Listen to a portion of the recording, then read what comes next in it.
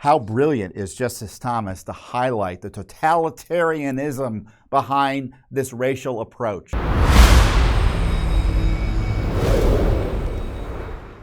One of the disturbing things about this decision is Justice Jackson's decision or dissent. Now, Justice Jackson is Joe Biden's appointee. She was confirmed by the Senate. And Joe Biden, in nominating Justice Jackson, made it clear that he was only going to consider people based on race and sex, that he wasn't going to select anyone other than a black female.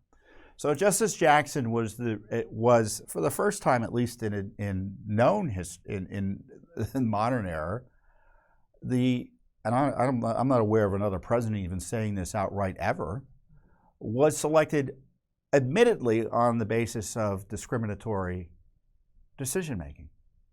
So it was race and sex discrimination that resulted in her nomination.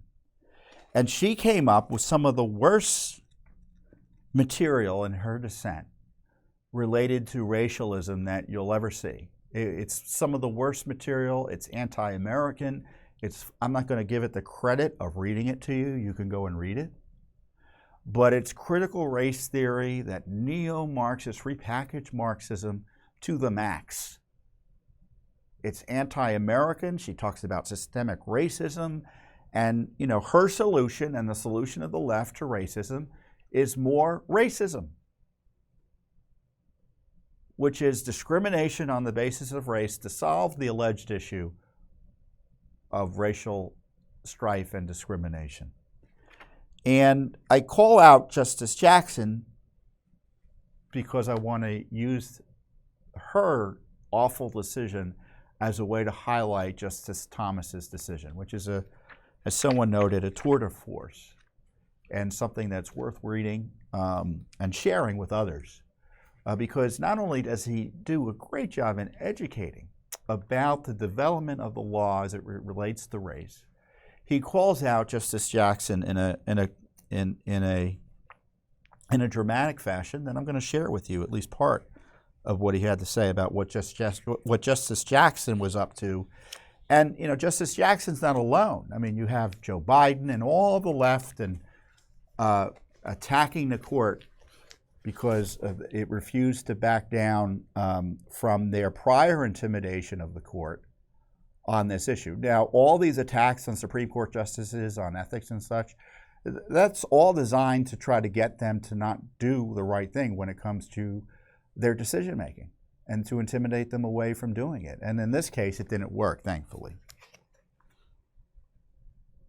According to, and this, I'm going to read a few sections here. There's a lot I'd like to read, but I don't think I can read it all. According to Justice Jackson's race-infused worldview, this is Justice Thomas.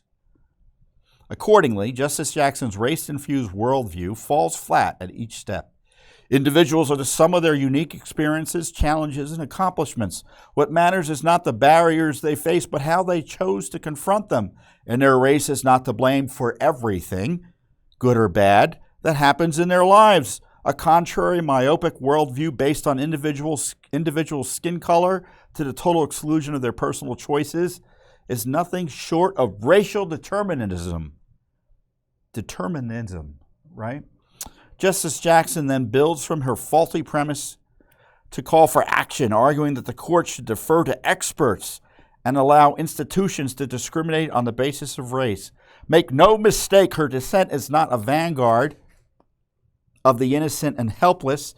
It is instead a call to empower privileged elites who will tell us what is required to level the playing field among case and classifications that they alone can divine. Then, after siloing us all in racial castes, I guess, and pitting those castes against each other, the dissent somehow believes that we will be able at some undefined point to march forward together into some utopian vision.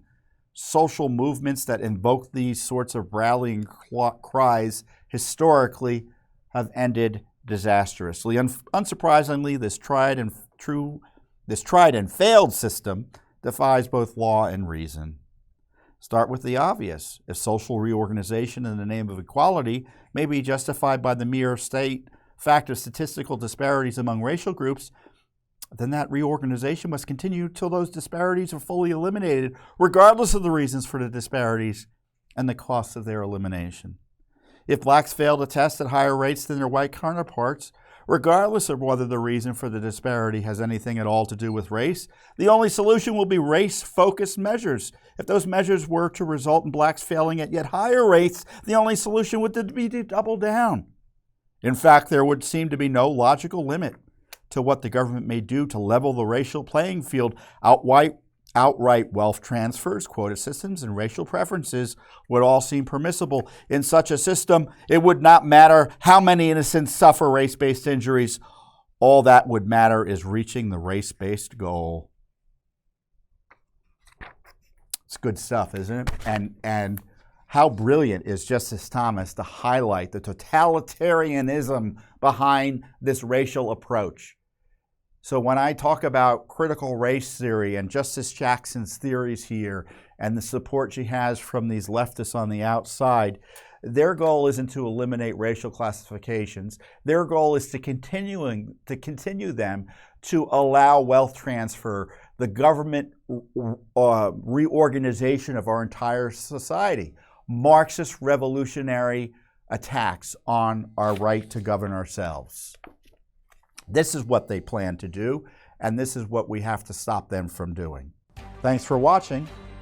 Don't forget to hit that subscribe button and like our video down below.